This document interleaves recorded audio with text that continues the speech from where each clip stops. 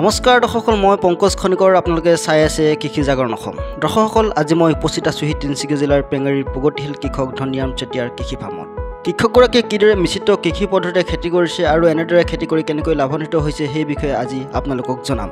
দৰ্শকসকল, দেশৰ অধিকাংশ সফল কৃষকেই মিশ্ৰিত আৰু সমন্বিত কৃষি পদ্ধতিৰে খেতি কৰে। মূল বিষয়লৈ যোৱাৰ আগতে আপোনালোকক জনাওঁ যে তেওঁ এক দীৰ্ঘ পৰিকল্পনা লৈ নিজৰ কৃষি ফাৰ্মখন গঢ়ি তুলিছে। দীৰ্ঘ পৰিকল্পনাৰে খেতি কৰিছে মানে এইটো নহয় যে তেওঁ বহুত দিনৰ মূৰত উপাৰ্জন কৰিব পাৰিব। তেওঁ যি পদ্ধতি অৱলম্বন কৰি খেতি কৰিছে সেই পদ্ধতিৰে তেওঁ 6 মাহৰ পাছৰ পৰাই 20-30 বছৰলৈ একেৰাহে উপাৰ্জন কৰিব পাৰিব।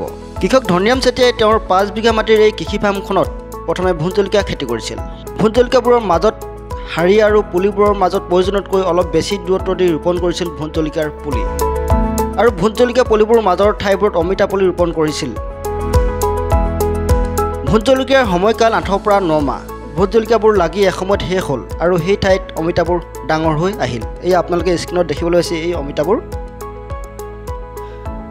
ভোট জলকীয়া লাগি শেষ হোৱাৰ পাছতে অমিতাবোৰ লাগিবলৈ ধৰিলে আৰু ভোট জলকীয়াবোৰ উঠাই দিয়া হ'ল।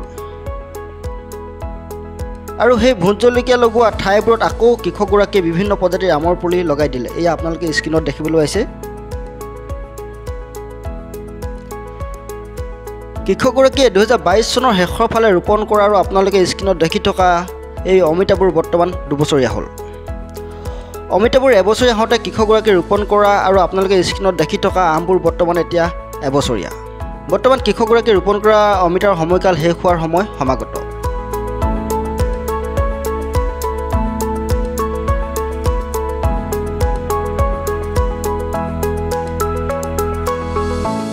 গতিকে কৃষকগৰাকীয়ে অমিতা গছৰ কাষে কাষে তামোল, মেগনি গছৰ পুলি ৰোপণ কৰিছে। এই আপোনালোকে ভিডিঅ'টোত দেখিবলৈ পাইছে। স্ক্ৰীনত আমাৰ কেমেৰা পাৰ্চন তমস্কিত চুটিয়াই আপোনালোকক দেখুৱাই আছে। কৃষকগৰাকীয়ে ৰোপণ কৰা আমবোৰ হাইব্ৰিড। 2 বছৰ 3 বছৰতে ফল লাগে আৰু এই প্ৰজাতিৰ আমবোৰ বৰ বেছি ওখ নহয়। গতিকে তামোল গছ আৰু মেগনি গছবোৰ এসময়ত ওখ হৈ যাব আৰু আমজোপাৰ বিশেষ ক্ষতি নহয়।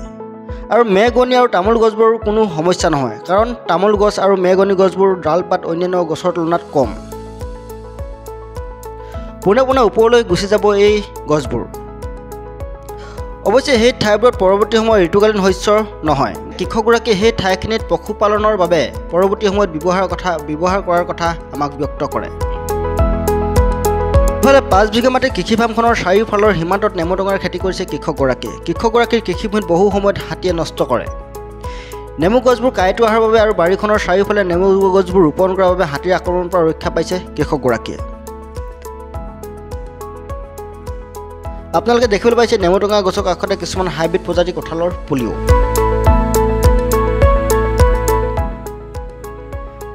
তদুপৰি বাৰীখনৰ সীমাবোৰৰ কাষতে আপোনালোকে দেখিবলৈ পাইছে গৰু ছাগলীৰ বাবে কৰা নেপিয়া ঘাঁহৰ খেতি। এই পদ্ধতিৰে খেতি কৰিলে এজন কৃষক কিদৰে লাভান্বিত হ'ব সেই সন্দৰ্ভত কৃষক ধনিৰাম চেতিয়াৰ কিছু বক্তব্য আপোনালোকলৈ। আপোনাৰ এই যি অমিতা খেতি দেখিছোঁ তাৰ মাজতে আমি বিভিন্ন কেৱল অমিতাই নহয়, আমি দেখিছোঁ আম দেখিছোঁ, মেগনি দেখিছোঁ। এই পদ্ধতিটো আপুনি খেতি কৰিছে, ইয়াৰ পৰা আপুনি কেনেকুৱা এটা চিন্তা লৈ এই খেতিটো কৰিছে এই বিষয়ে অকণমান? হয়, আজিৰ তাৰিখত কৃষি ক্ষেত্ৰখনত সফলতাৰ দিশত আগবাঢ়িবলৈ হ'লে মিশ্ৰিত কৃষি পদ্ধতিটো আটাইতকৈ গুৰুত্বপূৰ্ণ কৃষি পদ্ধতি, আৰু সেই উদ্দেশ্য লৈ মই তেনেকুৱা ধৰণে কৰিবলৈ চেষ্টা কৰিছোঁ। যিহেতু আগতৰ যিখন মোৰ ডাঙৰ বাৰী দেখিবলৈ পোৱা গ'ল, তাৰ মাজতে অনান্য ধৰণৰ খেতি কৰা হৈছে, আৰু সেইখনতকৈ এখন আৰু অলপ বেলেগ ৰূপত তেনেকুৱাকৈ গঢ়িবলৈ চেষ্টা কৰিছোঁ। প্ৰথম বছৰতে মই ইয়াত জলকীয়া খেতি কৰিছিলোঁ। ভোট জলকীয়াবোৰ মানে এজোপাৰ পৰা এজোপাৰ ডিষ্টেঞ্চটো আছিলে প্ৰায় 4 ফুটমান। মানে 2জোপা ভোট জলকীয়াৰ মাজতে এজোপা অমিতা দিছিলোঁ মই। তেনেকুৱাকৈ ভোট জলকীয়া লগাওঁতে ভোট জলকীয়া লগোৱা সময়টোত লগাওঁতে একেলগে লগাইছিলোঁ ভোট জলকীয়া আৰু অমিতা। তাৰপিছতে এনেকৈ বেঙেনাও লগাইছিলোঁ বাৰু, তাৰ মাজৰ ঠাইখিনি। হয় হয়। তাৰপিছত মই এনেদৰে আম লগাইছিলোঁ। যি কি নহওক, প্ৰথমতে মই জলকীয়াখিনি যেতিয়া শেষ হ'ল তাৰপিছতে অমিতাখিনি আৰম্ভ হৈছিলে। সেইটো কাৰণে অমিতাবোৰ যে মোৰ প্ৰায় 1 ফুটমানৰ পৰা লাগিছিলে সেইটো এটা কাৰণ, নহ'লে মোৰ একেবাৰে মাটিৰ পৰাই লাগিলেহেঁতেন। কিন্তু এতিয়া সেইটো কাৰণে নালাগিলে বাৰু, অলপ জংঘল টাইপৰ হৈ থাকিলে। যি কি নহওক, যেতিয়া মই জলকীয়াখিনি শেষ হ'ল তাৰপিছতে মই বেঙেনা আৰু অমিতাখিনি পালোঁ। আৰু অমিতাখিনি যিহেতু মই 2 বছৰ ৰাখিম বুলি কৈছোঁ, আৰু যিহেতু মই তাৰ মাজে মাজে আমো দিছিলোঁ। আমবিলাক এই বছৰটো মই ফুলবিলাক এনেদৰে ভাঙি থৈ দিয়া আছে, ভাঙি দিলে প্ৰায়খিনি। আৰু এইখিনি মানে ইয়াত আম ফুলিছিলে? ফুলিছিলে। এতিয়া অহা বছৰৰ পৰাই এই আমখিনি আৰম্ভ হ'ব। তাৰমানে ভোট জলকীয়া শেষ হোৱাৰ পিছত অমিতা আৰম্ভ হ'ল, অমিতা আৰম্ভ শেষ হোৱাৰ পিছত আমখিনি আৰম্ভ হ'ব। আৰু প্ৰায় আৰু কেইবছৰমান পিছত ইয়াত কিছুমান মেহগনি বুলি এবিধ বিশেষ গছ ইতিমধ্যে যথেষ্টখিনি চৰ্চিত হৈ আছে। আৰু আজি প্ৰায় 5-6 বছৰ আগতে মই দুজোপামান ৰুইছিলোঁ। তাত ভাল ফলাফল পোৱাৰ কাৰণে এতিয়া মেহগনি পুলি এইখিনি মই মাজে মাজে দিছোঁ। যিহেতু এটা সময়ত আমখিনি যিহেতু ডাফিং প্ৰজাতি, প্ৰায় 15-20 বছৰ পিছত হয়তো প্ৰডাকশ্যন কমি যাব বুলি আশা ৰাখিছোঁ। তাৰপাছত মানে এই বছৰতে এই জেগাত ল'ব নহয় জানো? এইটো কাৰণে লগাইছোঁ যিহেতু অন্য গছক বিশেষ ক্ষতি নকৰে, ইয়াৰ শাখাডাল কম হয়, চিধা গুচি যাব ওপৰলৈ। তেনেকৈ চিধা কৰি গুচি যায়। এতিয়া তামোলটো আম গছক বিশেষ ক্ষতি নকৰে। তাৰ মাজত মই 2 এজোপাকৈ তেনেকুৱা কমলা, এই কমলা এজোপা সৈতে বৰ বিশেষ ডাঙৰ নহয়, সৰু সৰু হয়, জোপোহা হয়। তেনেকুৱা কমলা মাজে সময়ে ক'ৰবাত লগাই থৈ দিয়া আছে। এতিয়া কথাটো হ'ল কি, ইয়াত এতিয়া উদ্যান শস্যখিনি পৰ্যায়ক্ৰমে কৰাৰ উপৰিও ভৱিষ্যতে মই ইয়াতো আৰু কিছুমান ঋতুকালীন শস্য মই কৰিব নোৱাৰোঁ।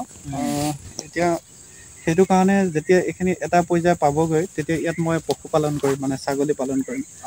যিখিনি জৰিয়তে বা পশুপালনৰ জৰিয়তে যিখিনি মূল মূত্ৰ পাওঁ, সেইখিনি মই ইয়াত জৈৱিকভাৱে যিহেতু মই গোটেই কামবিলাক কৰি আছোঁ, তাত ব্যৱহাৰ কৰিম। মানে যেতিয়া মানে এইটো আম থাকিব, তামোল থাকিব আৰু মেহগনি থাকিব, সেই সময়ত আপুনি বেলেগ খেতি কৰিব নোৱাৰিব তলত। গতিকে সেই সময়ত আপুনি পশুপালন কৰিম। তাত তলতো ঘাঁহটো গজিব পাৰিব নহয়? ঘাঁহটো গজিব পাৰিব।